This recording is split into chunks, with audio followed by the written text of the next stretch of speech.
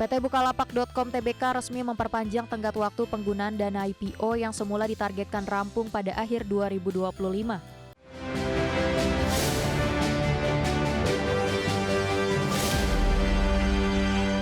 Emiten teknologi PT Bukalapak.com Tbk atau Buka kembali menyesuaikan jadwal penyerapan dana hasil penawaran umum perdana atau IPO.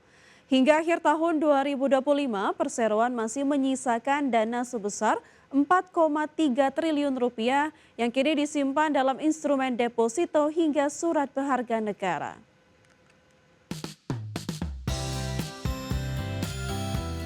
PT Bukalapak.com Tbk resmi memperpanjang tenggat waktu penggunaan dana IPO yang semula ditargetkan rampung pada akhir 2025. Dari total dana bersih hasil IPO sebesar 21,3 triliun rupiah, perseroan baru menyerap sekitar 79,9% atau senilai 17 triliun rupiah. Manajemen memutuskan untuk menetapkan target waktu penyelesaian sisa dana tersebut hingga 31 Desember 2026 mendatang guna menjaga kualitas investasi perusahaan. Sekretaris Perusahaan Bukalapak Cutfika Lutfi menegaskan bahwa penundaan ini didasari oleh prinsip kehati-hatian dan kebijakan pengelolaan modal yang selektif. Meski secara aktif terus menjajaki berbagai peluang kerjasama dan pertumbuhan usaha, manajemen menilai sejumlah peluang yang ada belum sepenuhnya memenuhi kriteria strategis dan profil risiko perusahaan. Sepanjang kuartal keempat 2025, Buka tercatat telah mempercepat penyerapan dana hingga 3,19 triliun rupiah seiring perubahan rencana penggunaan dana.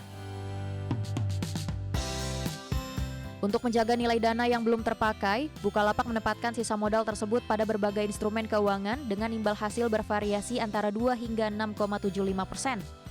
Di antaranya deposito di Bank BRI senilai 1,17 triliun rupiah, giro di Bank Cimniaga, serta portofolio surat berharga negara atau SBN rupiah sebesar 900 miliar rupiah.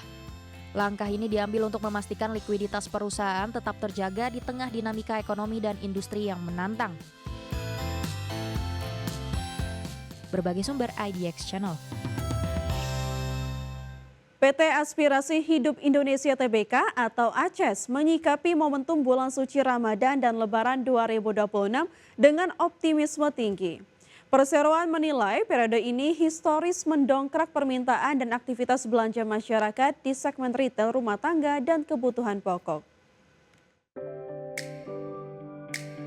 PT Aspirasi Hidup Indonesia Tbk pemilik merek ASKO dan sejumlah format retail rumah tangga menyatakan bahwa permintaan kebutuhan rumah tangga biasanya meningkat signifikan menjelang Ramadan dan Lebaran. Periode ini diharapkan menjadi salah satu momen penting bagi peningkatan penjualan dan perbaikan kinerja pada kuartal pertama 2026. Manajemen ACES mencatat bahwa secara historis periode Ramadan mendorong aktivitas belanja masyarakat, khususnya untuk produk kebutuhan rumah tangga, peralatan rumah, dan gaya hidup harian yang relevan dengan perayaan tersebut. Selain sentimen musiman, analis pasar juga melihat potensi kinerja ACES bertumbuh seiring optimisme pasar terhadap konsumsi rumah tangga di awal tahun, namun tetap mencermati tantangan daya beli. Strategi ACES juga mencakup pengembangan merek dan pembukaan gerai untuk memperluas jangkauan pasar, termasuk ke wilayah yang belum terlayani secara optimal. Pendekatan ini diharapkan membantu memaksimalkan potensi pertumbuhan dari peningkatan belanja musiman tersebut. Secara keseluruhan, ACES memanfaatkan momentum Ramadan dan Lebaran sebagai peluang untuk memperbaiki fundamental kinerja dan memperkuat penetrasi pasar retail rumah tangga, sambil tetap memperhatikan dinamika daya beli dan perilaku konsumen sepanjang 2026. Berbagai sumber IDX Channel. PT Tower Bersama Infrastructure Tbk atau TBIK resmi memulai menawarkan surat utang koperasi senilai 1,27 triliun rupiah pada Selasa 10 Februari 2026. Penawaran ini terdiri dari obligasi berkelanjutan 6 atau 7 maksud kami tahap 3 dan sukuk ijara berkelanjutan 1 tahap 3 sebagai bagian dari upaya perseroan untuk mengelola struktur pendanaan dan memenuhi kebutuhan likuiditas. TBIG, pemain utama infrastruktur jaringan telekomunikasi di Indonesia, menawarkan obligasi berkelanjutan 7 tahap 3 senilai sekitar 1,062 triliun dan suku kejar berkelanjutan 1 tahap 3 senilai 210,1 miliar rupiah dalam penawaran ini. Instrumen obligasi tersebut dibagi dalam beberapa seri dengan tenor berbeda, memberikan opsi kepada investor jangka pendek hingga menengah, sementara cukup ditujukan untuk pasar modal berbasis syariah yang terus berkembang. Manajemen menyampaikan bahwa hasil penawaran ini akan dipergunakan untuk menutup sebagian utang yang jatuh tempo serta memperkuat likuiditas perusahaan. Pendekatan ini mencerminkan strategi TBIG dalam menjaga struktur modal yang sehat di tengah kebutuhan investasi infrastruktur yang tinggi. Industri surat utang korporasi di Indonesia terus menunjukkan dinamika dengan sejumlah emiten memanfaatkan pasar obligasi dan sukuk untuk pembiayaan atau restrukturisasi utang. Hal ini juga menjadi alternatif pendanaan selain kredit perbankan, terutama di tengah volatilitas suku bunga global dan pasar finansial. Secara keseluruhan, penerbitan surat utang 1,27 triliun rupiah oleh TBIG mencerminkan strategi korporasi dalam mengelola utang dan memperkuat modal kerja, sekaligus menegaskan perannya sebagai salah satu issuer aktif di pasar surat utang Indonesia. Berbagai sumber, IDX Channel.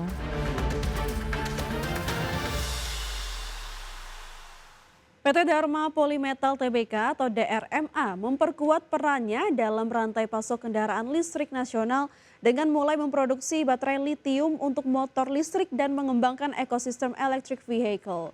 Langkah ini dilakukan di tengah percepatan adopsi EV dan dukungan kebijakan pemerintah terhadap industri hulu hilir otomotif.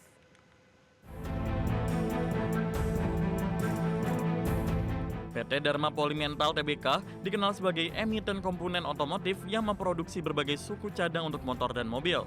Kini perusahaan mengembangkan baterai litium lokal dan solusi energi bagi motor listrik roda 2, bagian dari perluasan bisnis ke segmen EV. DRMA menilai komponen baterai menjadi elemen kunci bagi pertumbuhan ekosistem kendaraan listrik di Indonesia, sekaligus membuka peluang pertumbuhan jangka panjang di luar segmen otomotif konvensional. Strategi ini ditempuh melalui penguatan kemampuan manufaktur, diversifikasi produk bernilai tambah, serta integrasi ekosistem bisnis yang mendukung EV, mencakup inovasi baterai dan komponen kendaraan listrik lainnya. DRMA telah menampilkan inovasi baterai litium yang dikembangkan sendiri pada ajang otomotif besar, menegaskan komitmen perusahaan untuk menjadi pemain lokal di industri EV yang terus tumbuh. Pengembangan baterai ini sejalan dengan momentum nasional meningkatnya permintaan terhadap kendaraan listrik, serta dukungan pemerintah yang memperkuat insentif bagi produksi komponen lokal. Produk baterai yang lebih ringan dan tahan lama ini diharapkan menarik minat pelaku industri serta konsumen EV. Langkah DRMA masuk ke pasar baterai motor listrik ini juga mencerminkan upaya memperluas portofolio usaha di tengah dinamika industri otomotif dan tren mobilitas bersih. Perusahaan melihat peluang baru dalam menghasilkan pendapatan dari lini produk EV sambil memperkuat fundamental bisnisnya di masa depan. Berbagai sumber, IDX Channel.